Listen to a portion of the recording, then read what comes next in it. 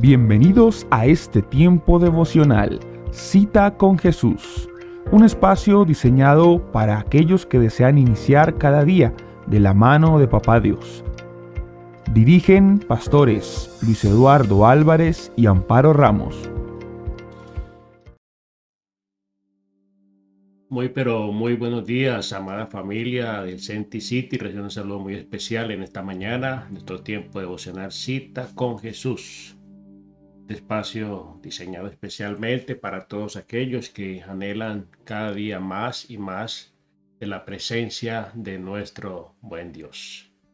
Saludamos en esta hora a todos los que están conectados a través de Facebook, a través de YouTube, a través de nuestro canal de YouTube. Suscribirse, por favor, y activar la campanita para que tengan las notificaciones y compartir estos tiempos devocionales.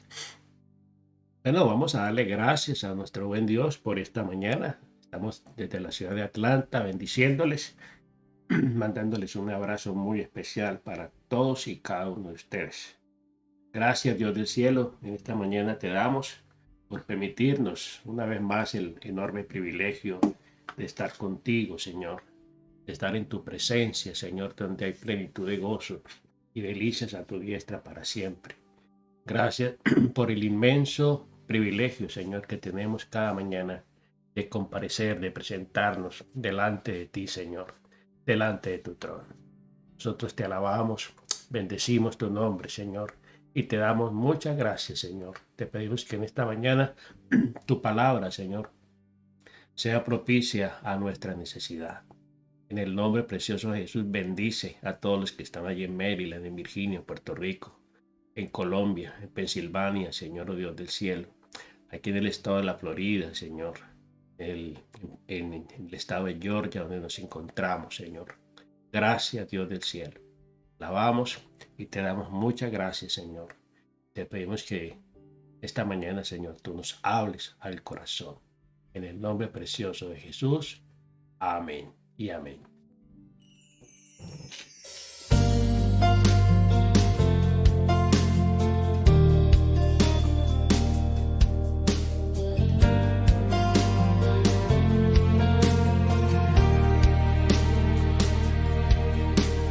Tu palabra es como aceite sobre mis heridas. Muy bien, amada familia, qué bueno estar con ustedes de vuelta en nuestro tiempo devocional Cita con Jesús. Recuerde que este espacio está diseñado especialmente para todos aquellos que anhelan cada día más de Dios, más de su presencia y de sus ricas y abundantes bendiciones. Bueno, esta mañana vamos a adentrarnos en el estudio de la primera carta del apóstol Pedro. Esta carta, de las dos cartas que tiene el apóstol Pedro, pues nos deja una gran enseñanza, una gran enseñanza. Perdón. Y quiero que en esta mañana pues usted se disponga de todo corazón para que la palabra del Señor sea edificándonos, sea llevándonos a entender el propósito de Dios para nuestras vidas. Y quiero que vayamos a la palabra del Señor, a la Biblia, y nos encontremos con esta riqueza que nos aporta esta pequeña documento, esta carta escrita por el apóstol Pedro. Recordemos que Pedro, pues, uno de los discípulos más controversiales del Señor Jesucristo, nos deja unas enseñanzas bien particulares porque nos podemos identificar en muchos aspectos con la vida del apóstol Pedro, sobre todo la impulsividad, el emocionalismo y la personalidad de Pedro, que es cambiada, ¿cierto? Como el proceso de cambio, de transformación en la vida de Pedro, pues es un proceso que todos y cada uno de nosotros debemos tener en cuenta, porque en cierta forma nosotros también hemos actuado como Pedro muchas veces. Hemos negado al Señor, nos hemos convertido en obstáculo o en tropiezo muchas veces para la obra del Señor, para los mismos propósitos del Señor, como Pedro en alguna ocasión lo quiso hacer cuando quiso oponerse a que el Señor fuera a la cruz, que el Señor fuera a padecer todas las cosas que tenía que padecer. Bueno, entonces esta carta universal del apóstol Pedro pues nos deja una gran enseñanza. La sangre de los mártires es la semilla de la iglesia. Esto lo escribió un hombre llamado Tertuliano. Dice que la sangre de los mártires es la semilla de la iglesia.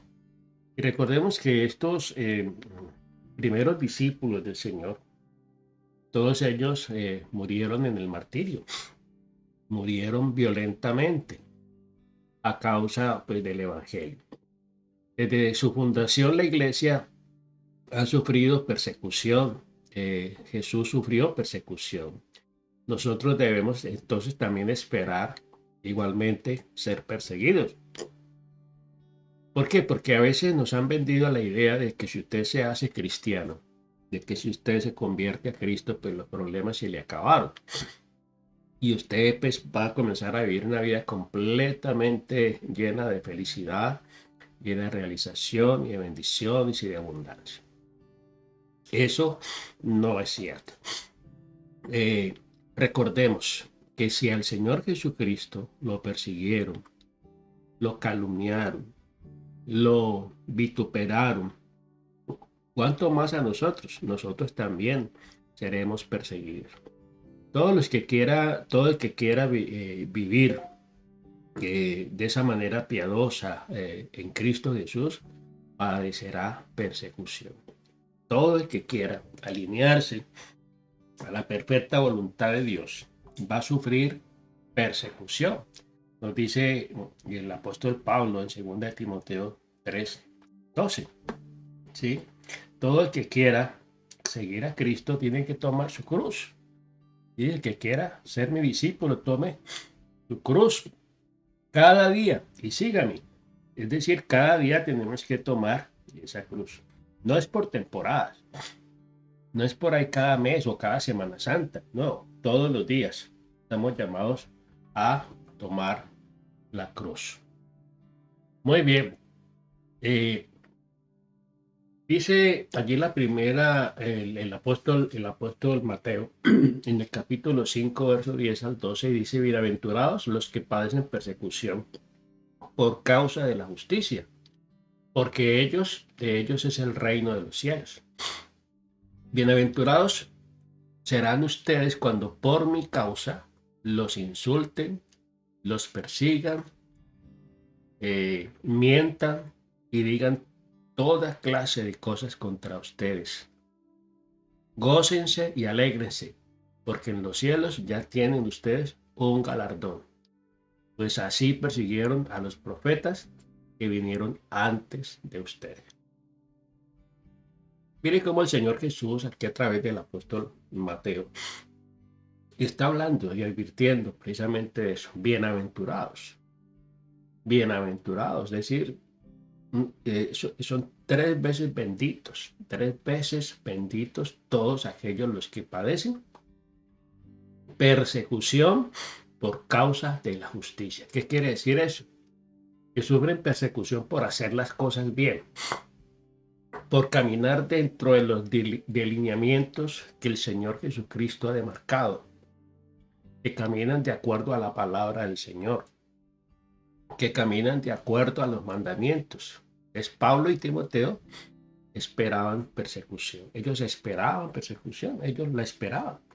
Ellos tenían claro de que si a su maestro, a su Señor lo persiguieron, pues ellos también iban a ser perseguidos por el hecho de seguir sus huellas, de seguir sus enseñanzas. Entonces nosotros también debemos esperar persecución. Y muchas veces la persecución viene de la gente más cercana. de la gente que nos rodea, de la gente que supuestamente nos ama. Y no es sino que usted tome la determinación de cambiar, de caminar con el Señor, de dejar actitudes, conductas, de dejar vicios, de dejar prácticas que no son de Dios. Y entonces comienza el dedo señalador, comienza la crítica. Le lavaron el cerebro, se cambió de religión, se volvió un tonto, bueno, etcétera, etcétera. Entonces, esta es la razón por la que Pedro escribe a la iglesia, ¿sí?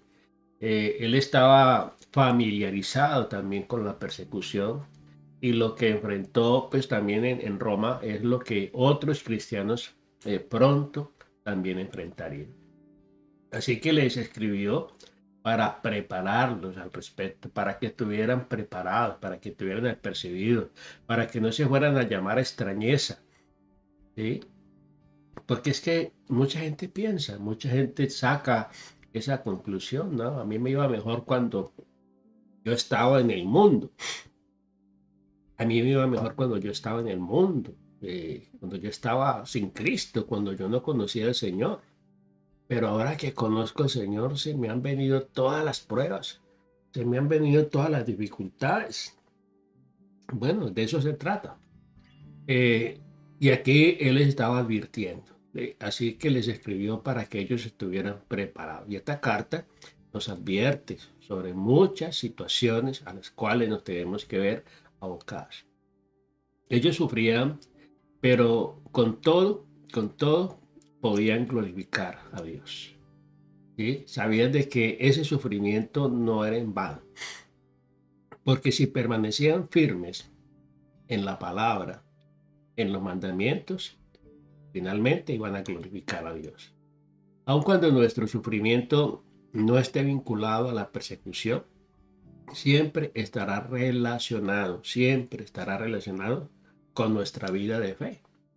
Porque la fe tiene que ser probada. La fe sin obras es muerta. ¿Sí? La fe se tiene que demostrar. Y si no, leamos el libro de Hebreos. En el capítulo 11 se nos menciona a los héroes de la fe. Y ese capítulo 11 de Hebreos menciona todo lo que ellos padecieron, todo lo que ellos sufrieron. ¿Sí? Y ellos tuvieron buen testimonio, dice ahí que tuvieron buen testimonio de haber caminado con el Señor, de haber obedecido al Señor, de haberle servido al Señor. Dice que muchos de ellos murieron sin haber recibido lo prometido. ¿Por qué? Porque su mirada estaba puesta en lo eterno, en el galardón eterno. Entonces, nuestra fe en el Señor Jesucristo, la que nos permite a nosotros sostenernos a través de nuestras pruebas, de nuestras dificultades, de nuestro sufrimiento. Moisés se sostuvo en el desierto, en medio de esa dificultad, ante un pueblo rebelde, un pueblo murmurador, un pueblo desagradecido, como el pueblo de Israel. Dice que él se sostuvo como viendo al invisible, mirando al invisible. Por eso nos dice la palabra que nuestros ojos tienen que estar puestos en Jesús. El apóstol Pablo dice nuestros ojos puestos en Jesús porque Él es el autor y consumador de la fe. Entonces tenemos a Jesús en quien podemos apoyarnos siempre. Y tenemos nosotros en este tiempo, los que estamos en Cristo, tenemos al Espíritu Santo. Tenemos al Espíritu Santo. Recordemos que estos discípulos, como el caso de Pedro, y todos ellos tuvieron que luchar con muchas cosas antes de la venida del Espíritu Santo. Recordemos a Pedro cómo le negó 3 veces, ¿sí? Cómo le negó en 3 ocasiones, cómo quiso impedir que él fuera a la cruz, cuando el Señor lo reprendió y le dijo: apártate de mí, Satanás, porque no pones tu mirada en las cosas del cielo, de Dios, sino en las de los hombres. Y por eso el Señor lo reprendió fuertemente. Entonces tenemos a Jesús en quien podemos apoyarnos siempre, los ojos puestos en Jesús. Si alguien puede soportar el sufrimiento, Este es el cristiano. Mientras lo hacemos, podemos ser testigos a todo el mundo del poder de Jesús. ¿Por qué? Porque la mayoría de la gente en medio de las pruebas y el sufrimiento se queja, maldice, le echa la culpa al uno, le echa la culpa al otro, se justifica, argumenta, etcétera, etcétera. Pero si el cristiano sabe que su vida está en las manos de Dios y que ese padecimiento un día pasará y que todo eso es para la gloria del Señor, pues va a tener una buena actitud en el sufrimiento. Recordemos a Job, ¿cierto? El santo Job, todo lo que él padeció, pero dice que en todo lo que Job hizo y dijo no añadió despropósito. ¿Sí?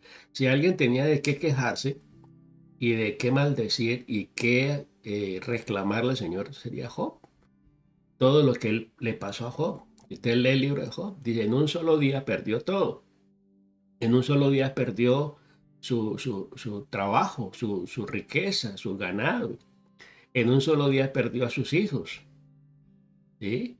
En un solo día después vino la enfermedad sobre su cuerpo. Pero en todo eso dice que Job no añadió despropósito.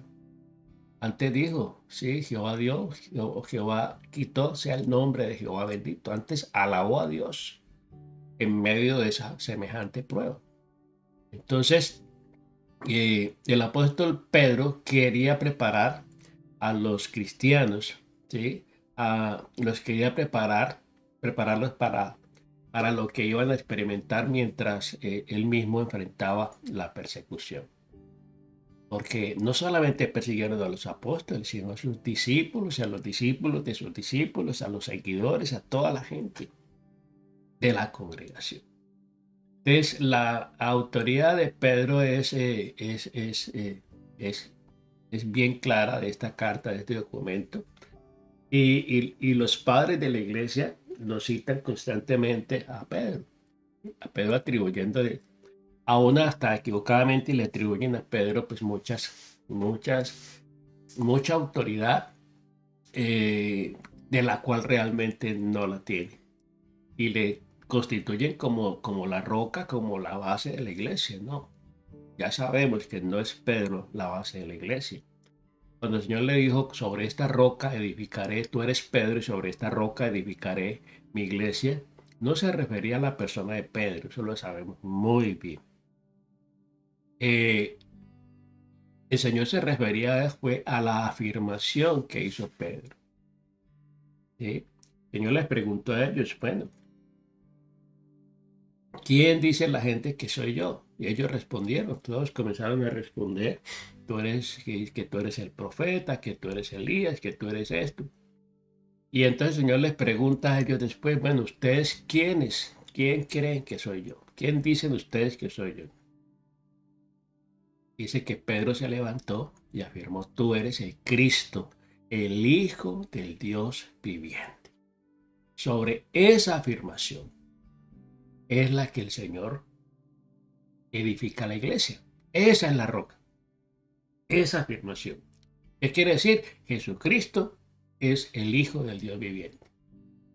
Sobre esa roca, sobre esta roca, edificaré mi iglesia. Entonces, es muy claro lo que el Señor quiso decir allí. Entonces, esta primera parte de esta carta, pues la hemos denominado pues esa esperanza gloriosa. Una esperanza que tiene realmente un sentido, una esperanza que tiene vida, porque esa esperanza es en Cristo. Cristo es la esperanza viva de nosotros, porque Jesucristo está vivo, nuestra esperanza no está muerta.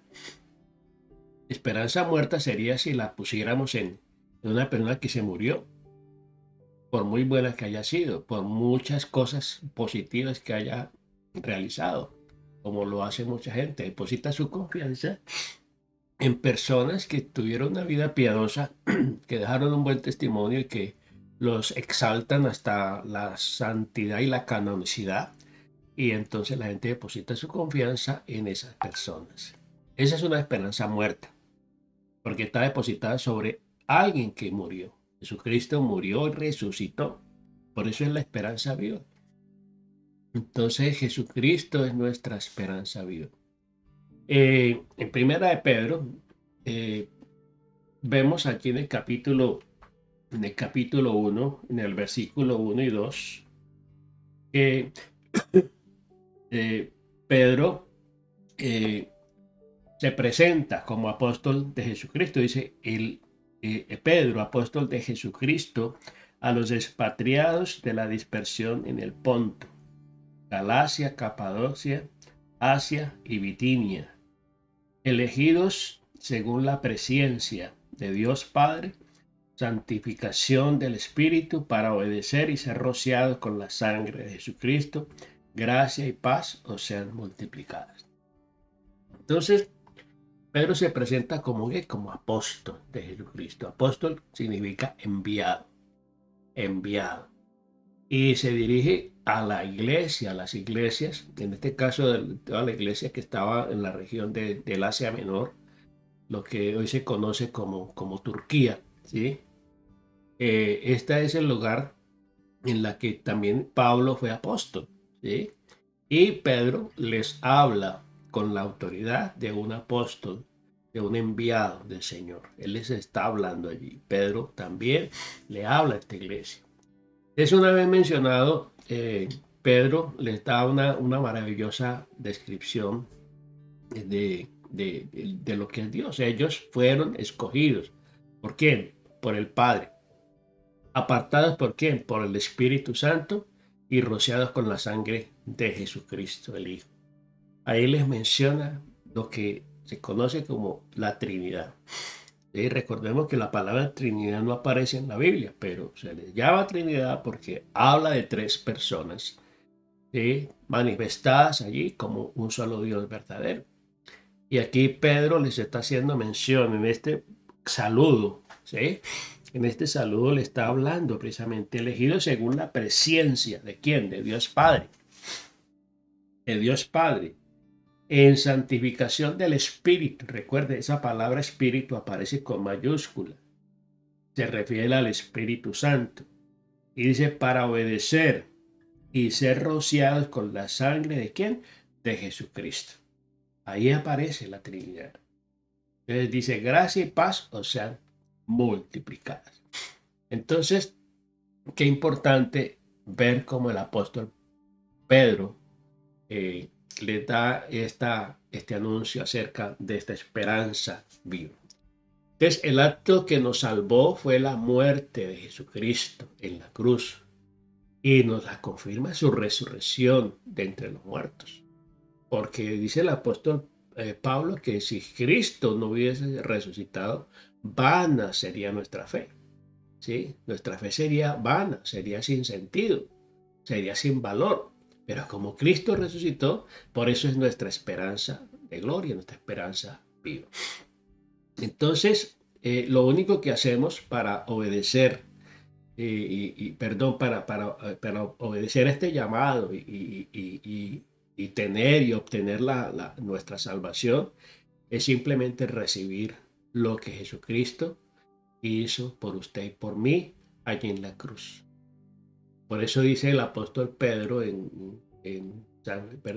apóstol Juan, San Juan 1:12, mas a todos los que le recibieron, a los que creen en su nombre, le dio la potestad de ser hechos hijos de Dios. ¿Sí? Entonces, es por la fe. Lo único que hacemos para obtener nuestra salvación es recibir ese regalo. Porque de tal manera amó Dios al mundo que dio, ¿sí?, a su Hijo unigénito. Solamente en Cristo, solamente en Él, la salvación viene solo a través de Él. Por eso eso mismo Él afirmó: yo soy el camino, la verdad y la vida.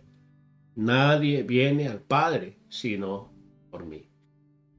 Entonces en el versículo 3 dice: bendito el Dios y Padre de nuestro Señor Jesucristo, según su grande misericordia nos hizo renacer para una esperanza viva,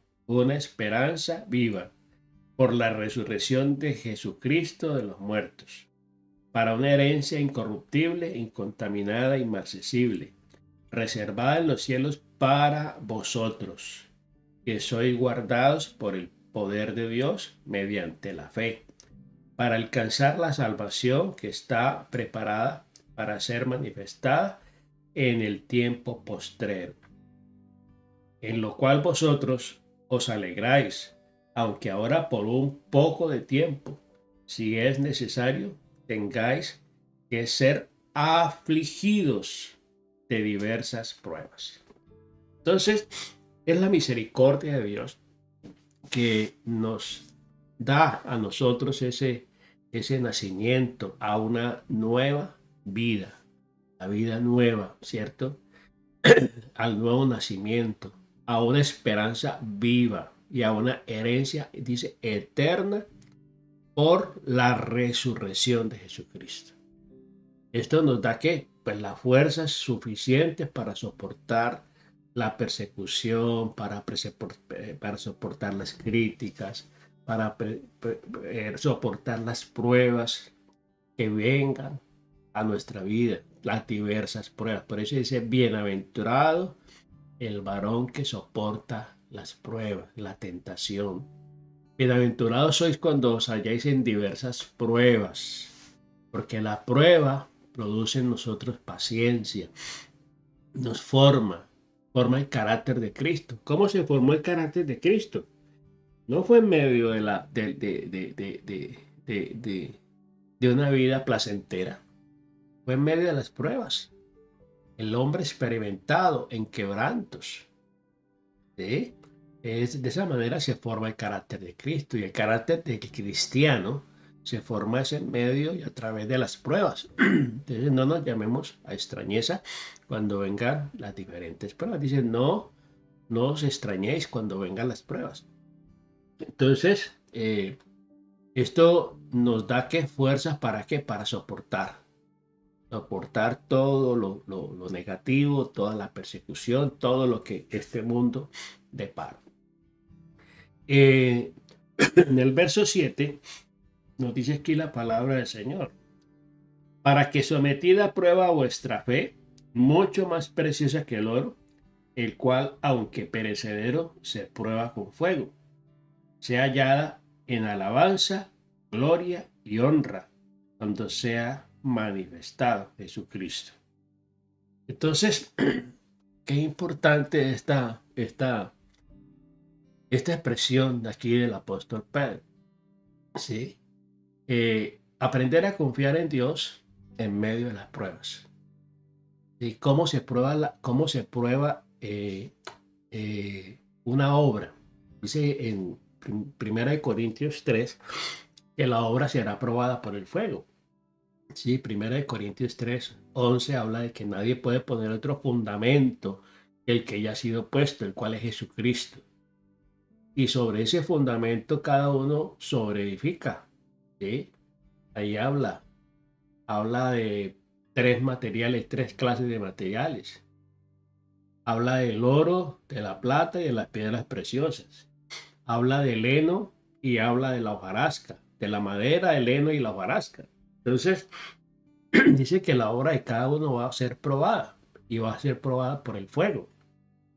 Cuando usted tiene una joya, cuando usted tiene una prenda de oro y la quiere llevar, por ejemplo, a la prendería o a la peña, como le llaman en otros lugares, el pound, para dejarla en consignación porque necesita algún dinero, esa joya es probada, y el oro es probado con el ácido o con el fuego, ¿sí? Ahí se dan cuenta si solamente es un recubrimiento, simplemente es un baño de oro que tiene la pieza, o si es de oro puro, ¿sí? Entonces es probada por el fuego. Bueno, el verdadero cristiano, la autenticidad del cristiano, del creyente, se prueba es a través del fuego de la prueba. Entonces, qué importante saber de que vamos a ser probados. ¿Qué sale ¿Qué sale de esa prueba? Hay muchas joyas que son probadas y son descartadas. ¿Por qué? Porque no son genuinas, porque no son auténticas, porque son una mezcla, ¿sí? Es una aleación, tiene muchas cosas y cuando se funde y cuando se somete a prueba, pues se sale al flote la impureza, la escoria que tiene, la mezcla que tiene estaño, tienen, bueno, otros elementos, mucho cobre, por ejemplo. Hay gente que estafa eh, vendiendo joyas aparentemente de oro, pero finalmente van a probarlas y son cobre, son bronce. Son materiales muy parecidos que cuando las brillan, pues por eso se dice en el argot popular que todo lo que brilla no es oro, ¿sí? Y eso podemos aplicarlo también a la vida de las personas. Todo el que me dice Señor, Señor, ¿sí? Todo el que me dice Señor, Señor no heredará el reino de los cielos. ¿Por qué? Porque no todo el que dice ser cristiano es cristiano auténtico. No, todo el que dice Señor o que dice que va a la iglesia no es cristiano auténtico. Y no miremos cómo la iglesia está llena de gente que dice ser cristiano, pero realmente no lo son. ¿Sí? Porque se han infiltrado. El Señor nos advirtió de que se infiltrarían en medio de nosotros, en medio de la iglesia, lobos rapaces. ¿Sí? Gente que nada tiene que ver, sino que se camufla. Recordemos la enseñanza del trigo y la cizaña. Y eso es bien importante. El trigo y la cizaña son muy parecidos. A larga distancia se ven como iguales. Y por eso el Señor da instrucciones acerca de la labranza. Que cuando llegue el tiempo de la cosecha se tiene que recoger, se recoge el trigo y la cizaña. Y al final la cizaña será apartada y será quemada. ¿Sí? Será quemada. ¿Sí? ¿Por qué? Porque no sirve. Entonces, qué importante lo que la palabra del Señor nos enseña aquí. Dice, pero cuando se sufre, sea puesta a prueba, como el oro, dice ahí, habrá de manifestarse en alabanza, gloria, honra, el día en que Jesucristo se revele. ¿Qué quiere decir eso? Jesucristo tiene que revelarse en nuestra vida. El carácter de Cristo tiene que revelarse en nuestra vida. ¿Quién es el que responde? ¿Quién es el que contesta? ¿Quién es el que, se manifiesta? ¿Somos nosotros o es Cristo a través de nosotros? Allí en medio de esa situación de persecución, de calumnia, de mentiras, de falsos testimonios que se levantan, ahí tiene que brillar Cristo en nosotros. Y es muy importante, miren, lo que la palabra del Señor nos habla acerca de las pruebas. El orfebre, el artesano que trabaja el oro, ¿sí? Que trabaja la plata en este caso, la plata es sometida a fuego, a fuego, a fuego, a fuego, y se va sacando, en la medida que se calienta y se somete a fuego, van saliendo a flote las impurezas, la escoria, la suciedad. ¿Y cuándo termina el proceso? ¿Cuándo termina el proceso de purificación? Cuando el rostro del alfarero se puede reflejar en la plata, se puede ver reflejado en la plata. Bueno, en este caso, nosotros somos ese oro que es sometido a pruebas de fuego. ¿Y cuándo termina el proceso? ¿Cuándo va a terminar el proceso? Cuando la imagen de Cristo se ve reflejada en nosotros. Por eso dice hasta que todos lleguemos, el apóstol Pablo, hasta que todos lleguemos a la estatura del varón perfecto. Hasta que todos crezcamos a esa estatura. Hasta allá vamos, estamos llamados a crecer. Entonces dice, pero cuando su fe sea puesta a prueba, como el oro, habrá de manifestarse en alabanza, gloria y honra el día en que Jesucristo se revele. ¿Y quién se revela? ¿Es nuestra carne? ¿Es nuestra nuestro odio, nuestra amargura, o es simplemente la imagen de Cristo? ¿Sí? La blanda respuesta: no paguéis mal por mal, al que te pida dale, al que, al que, al que te pida dale, eh, no le neguéis nada a nadie. Bueno, todo lo que el Señor dice, si te golpea una mejilla, pon la otra. ¿Sí? Todo eso lo hizo Jesucristo, porque Jesucristo no nos pidió hacer cosas que Él no hubiese hecho. Ejemplos nos dio. ¿Sí? Entonces, ¿por qué conocemos a Dios? Podemos gozarnos en medio de las pruebas, porque lo conocemos a Él. Y estas son las que Dios usa ¿para qué? Para perfeccionarnos. Son las que Dios usa para perfeccionar nuestras vidas, hasta que todos lleguemos a la estatura de ese varón perfecto. ¿Sí? Hasta esa estatura del varón perfecto.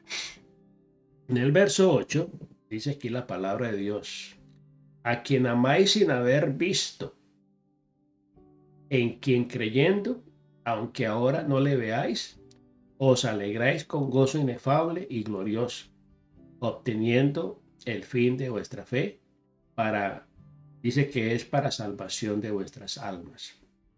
Los profetas que profetizaron de la gracia destinada a vosotros, inquirieron diligentemente, indagaron acerca de esta salvación, escudriñando qué personas y qué tiempo indicaba el Espíritu de Cristo que estaba en ellos, el cual anunciaba de antemano los sufrimientos de Cristo y la gloria que vendría tras ellos. A estos les reveló que no para sí mismos, sino para nosotros. Tremendo.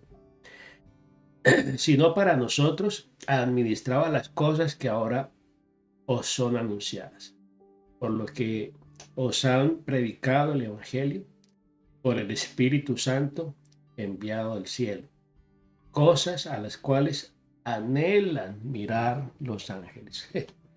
Cosas maravillosas para los ángeles, pero no era para ellos.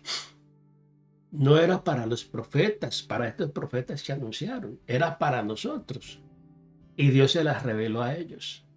Entonces dije que los profetas de todos los profetas del Antiguo Testamento, dice, anhelaban ver, ¿sí? Y poder entender la salvación. Porque Dios les mostró a ellos sombras, vislumbres de lo que era la salvación. Y por eso en ellos había esa curiosidad, esa intriga de querer mirar. Pero resulta que eso no era para ellos, era para nosotros. ¿Sí? Ellos anhelaban ver y entender la salvación. ¿Sí? La salvación que nosotros ahora experimentamos. ¿Sí? Por eso Jesucristo es la esperanza de gloria. Entonces, Pedro llama a sus lectores, a sus seguidores, a sus discípulos, a ser hijos obedientes, que no vivan de acuerdo al pasado, sino a la santidad. ¿Para qué? Para honrar al Señor, para agradar al Señor. ¿Y por qué lo hacía? Porque Dios es un Dios santo, porque Dios es un Dios santo y que no se complace pues en la maldad.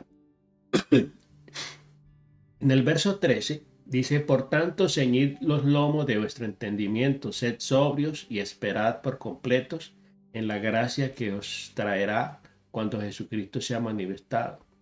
Como hijos obedientes, no os conforméis a los deseos que antes tenías estando en vuestra ignorancia, sino como aquel que os llamó es santo, sed también vosotros santos en toda vuestra manera de vivir. Porque escrito está: sed santos, porque yo soy santo. Sed santos, porque yo soy santo. Entonces, qué importante que nosotros podamos entender a lo que nos llama el Señor. ¿Sí? Entonces dice al contrario: vivan una vida completamente santa, porque santo es aquel que los ha llamado. Santo es aquel que nos ha llamado. Entonces los hijos deben que actuar siempre de acuerdo con, con sus padres, en este caso. Y nosotros hemos de actuar de acuerdo a nuestro Padre Dios. ¿Sí?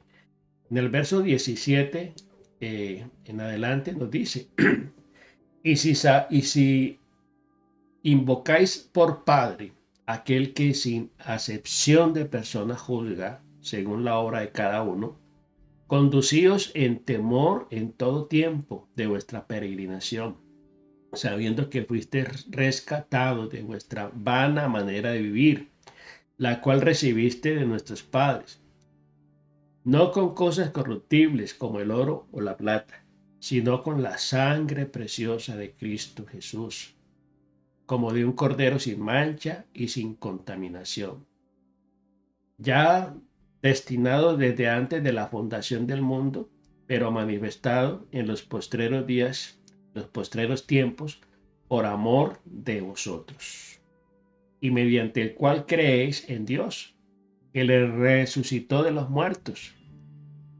y le ha dado la gloria para que vuestra fe y esperanza sean de Dios.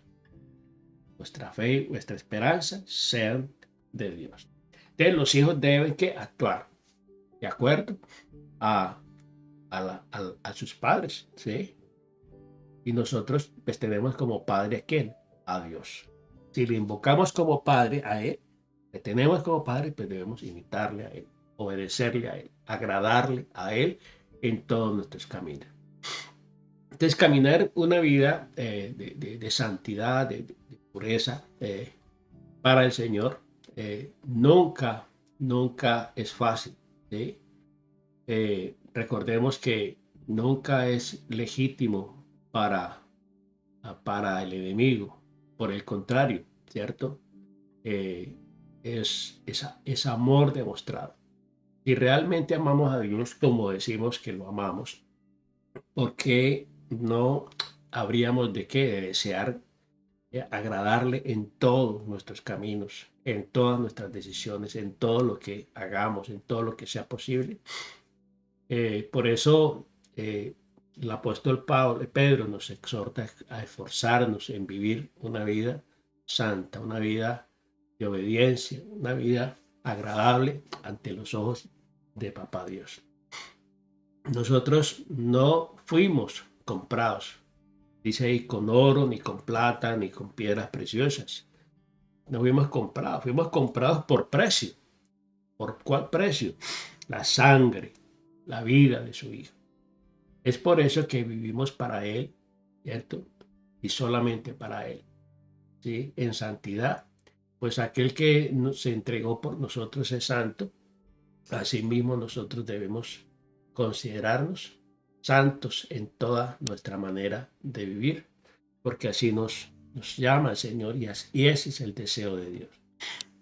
Y finalmente, terminamos este primer capítulo. Dice en el verso 22, habiendo purificado vuestras almas por la obediencia a la verdad, mediante el Espíritu, para el amor fraternal no fingido. Amaos los unos a los otros, entrañable, de corazón puro, sintiendo o siendo renacidos no de una simiente corruptible, sino incorruptible, por la palabra de Dios que vive y permanece para siempre. Vive y permanece para siempre. Toda carne es como hierba, y toda la gloria del hombre es como flor de la hierba. La hierba se seca y la flor se cae, mas la palabra del Señor permanece para siempre. Y esta es la palabra que por el Evangelio os ha sido anunciada. Qué maravilloso saber de que tenemos, ¿cierto?, en Jesús nuestra más grande motivación para vivir una vida de santidad. Oímos el Evangelio, que es completamente verdadero, que es imperecedero, cielo y tierra pasarán, sus palabras no pasarán, a diferencia de los hombres que perecen. Tenemos la palabra profética más segura, ¿sí? Y bien hacemos mirar en ella, obedecerla y caminar en ella. Es la palabra de Dios la que dura para siempre, permanece para siempre. Y esta es la palabra que debemos desear, que debemos anhelar, guardar en nuestro corazón siempre. Todo hombre es como ¿qué? Como hierba, y toda gloria del hombre es como una flor, desde que la hierba se seca y la flor se cae, se marchita.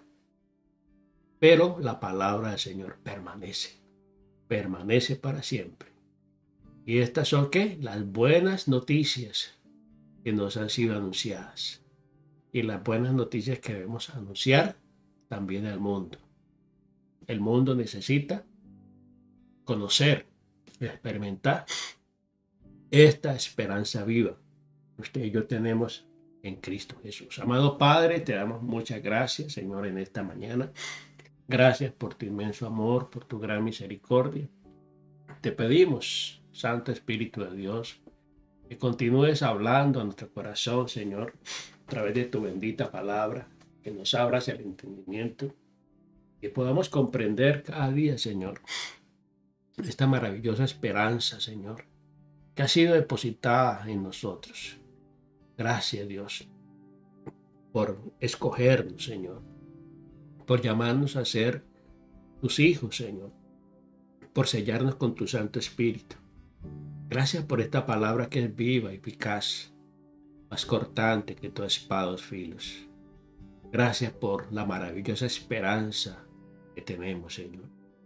Gracias porque los ángeles, Señor, querían indagar y mirar, Señor, anhelaban mirar, Señor, todo esto, Señor, tan maravilloso que fue reservado solamente para nosotros, Señor. Yo te alabo y te bendigo, Señor. Te doy muchas gracias por tu inmenso amor, Señor, por tu gran misericordia. Ayúdanos, Señor, a permanecer firmes, a permanecer fieles a ti, Señor. A vivir, Señor, para tu gloria, Señor. A reflejar la imagen de Cristo, Señor, en nuestras vidas. El carácter de Cristo se ha formado cada vez más en nosotros para poder testificar, Señor, de tu grandeza, de tu poder y de tu amor. El mundo necesita, Señor, aferrarse a esta esperanza viva, Señor. Un mundo lleno de desesperanza, un mundo lleno de engaño, de mentira, Señor, de falsedad. Solamente tú, Señor, puedes traer, Señor, un cambio a esta humanidad. Solo tú puedes traer un cambio, Señor, a la familia. Solo tú, Señor, puedes traer esperanza a las naciones. Jesucristo, nuestra esperanza viva, nuestra esperanza de gloria, Señor, que vive solamente en ti, Señor. Bendito eres tú, Señor. Nosotros te alabamos y te bendecimos y te damos muchas gracias, Señor, por este día. En Cristo Jesús. Amén, amén y amén. Bueno, familia, Dios les bendiga rica y abundantemente. Y 6 de la tarde nos vemos en nuestro tiempo de reunión familiar unánimes y continuaremos profundizando pues en esta hermosa carta del apóstol Pedro que nos deja un gran banquete, una gran enseñanza y estaremos viendo más acerca de la esperanza viva y del fundamento de nuestra fe cristiana, que es un fundamento vivo. Jesucristo es el fundamento, es el cimiento de nuestra vida cristiana. Gracias, Dios del cielo, por este día y nos vemos 6 de la tarde en nuestro tiempo de reunión familiar unánimes. Bendiciones, familia. Feliz día.